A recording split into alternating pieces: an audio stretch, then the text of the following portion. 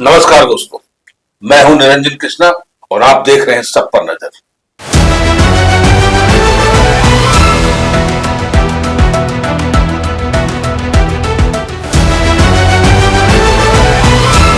आज Jairam Mahato MP MLA court में फिर नजर आया। डुमरी विधायक जयराम महतो आंदोलन के मामले में दी सफाई। डुमरी विधायक सह झारखंड लोकतांत्रिक क्रांतिकारी मोर्चा जेएलकेएम के केंद्रीय अध्यक्ष जयराम महतो मंगलवार को धनबाद स्थित एमपी एमएलए कोर्ट पहुंचे। वे विशेष न्यायाधीश दुर्गेश चंद्र अवस्थी की अदालत में एक मामले में पेश हुए। यह मामला बोकारो जिले के सियालजोड़ी थाना में दर्ज प्राथमिक से जुड़ा हुआ है, जो वेदांता स्टील प्लांट के मजदूर आंदोलन से संबंधित है। पत्रकारों से बातचीत में जयराम महतो ने कहा कि उनका इस आंदोलन से कोई सीधा संबंध था ही नहीं और वे उस दिन घटनास्थल पर मौजूद भी नहीं थे। उन्होंने बताया कि आंदोलन स्थल पर लगे बैनर में उनकी तस्वीर होने के कारण उन्हें इस मामले में नामजद किया गया, जो पूरी तरह से गलत है। यह मामला 27 नवंबर 2023 का है।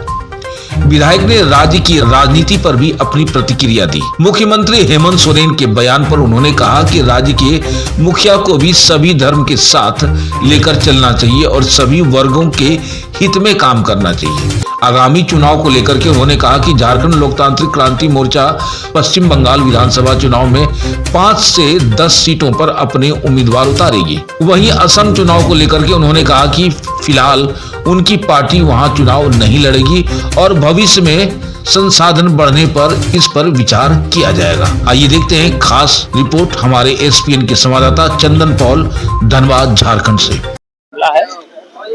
इलेक्ट्रो स्टील वेदांता में रेतों का एक आंदोलन था और उस आंदोलन में ग्रामीण धरना दिए हुए थे। उसी बीच थोड़ी सी कुछ बातें हुई अनबन की और कंपनी प्रबंधन के द्वारा एक एफआईआर किया गया है और उसमें एफआईआर में मेरा नाम यह कहकर दिया गया है कि एक बैनर था, उस बैनर में किसी कोने में हमारी तस्वीर थी। उसी केस के सिलसिले में आज धनबाद कोर्ट आना पड़ा। नहीं, उस कार्यक्रम में हमारी उपस्थिति नहीं थी। उस कार्यक्रम में केवल हमारी तस्वीर थी और उस तस्वीर के आधार पर ही उस उक्त एफआईआर में हमारे नाम को दर्ज करवाया गया है। और कोई आरोपी ऐसे तो हमारे नाम पर आंदोलन से संबंधित बहुत सारे केस हैं, उन पर समय समय पर तो आते ही रहते हैं। धनबाद कोर्ट में ही सारे केस हमारे ट्रांसफर हुए हैं।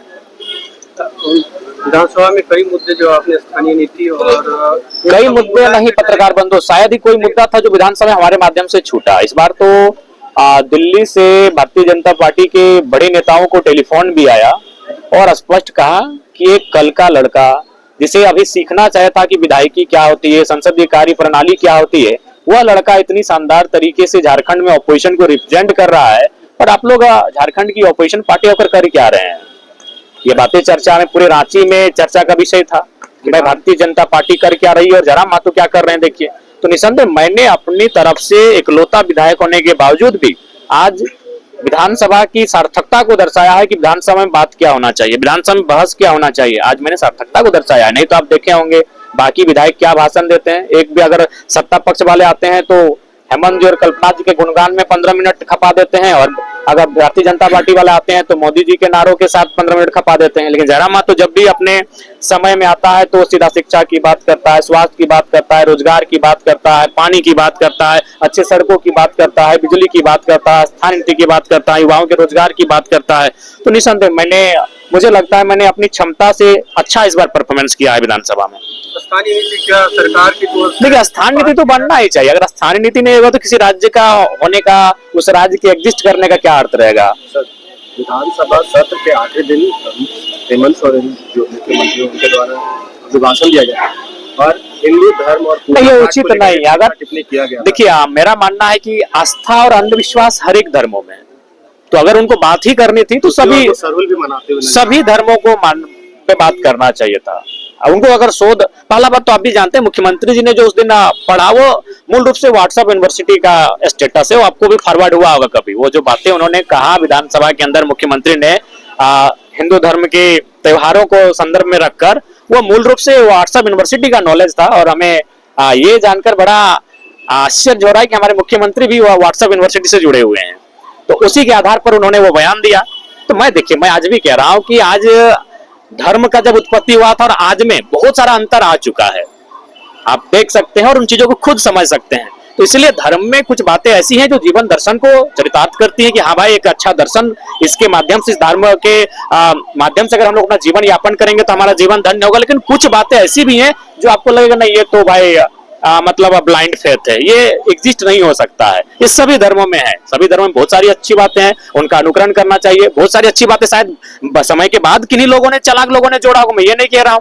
तो अंधविश्वास की अगर बात करें या कुछ ऐसे चीजों की बात करें, वो हर एक धर्मों में समाहित है। तो अगर मुख्यमंत्री चूंकि राज्य के मुखिया हैं, वो सभी धर्मों को रिप्रेजेंट कर रहे हैं, तो किसी ऐसे शब्दों का, ऐसे वाक्यों का प्रयोग करने से उन्हें बचना चाहिए जिससे किसी विशेष वर्ग को ठेस पहुंचे। अगर उन्हें बात ही करना चाहिए था तो जो भी इस राज्य में धर्म है, चाहे सनातन को मानने वाले, इस्लाम को मानने वाले, ईसाइयत को मानने वाले, सिख को मानने वाले, प्रकृति को मानने वाले, उन सभी धर्मों को थोड़ा थोड़ा उस विषय को उठाते हैं और उनको कहते हैं कि मेरे हिसाब से इस विषय में ये आस्था का विषय है, लेकिन ये अंधविश्वास का प्रतीक मालूम पड़ता है।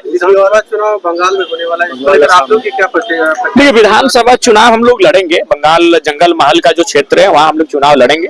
वो हमारा झारखंड ग्रेटर पार्ट का हिस्सा है, उसे हम लोग आज भी अपनत्व के रूप में मानते हैं। ये धनबाद का ही वो हिस्सा है, धनबाद कभी मानभूम था, वो पुरुलिया भी मानभूम था, तो निसंदेह वो हमारा भाग है। 5 से 10 सीटों पे अनुमानित हम लोग वहाँ चुनाव लड़ेंगे। दूसरी ओर असम में भी चुनाव हो रहा है, वहाँ के चेयरमैन जी, मैं माननीय मुख्यमंत्री को शुभकामनाएं दूंगा, क्योंकि चुनाव लड़ना हर किसी का मौलिक अधिकार है, संवैधानिक अधिकार है।